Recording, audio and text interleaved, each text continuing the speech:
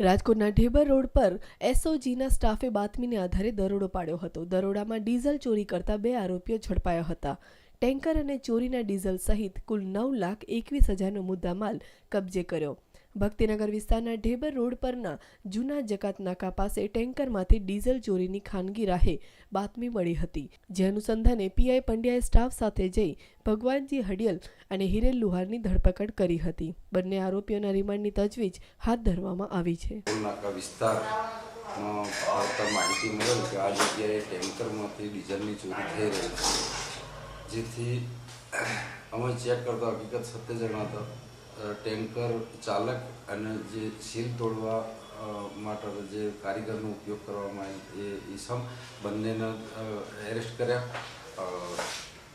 Tanker અને આ જે સીલ તોડવાના સાધનોનો ફરીથી સીલ કરવાના સાધનો અને ચોરેલું ડીઝલ અને ખાલી કેરબાઓ બધું ફરી 9,21,000નો મુદ્દામાલ કબજે કરવામાં આવ્યો।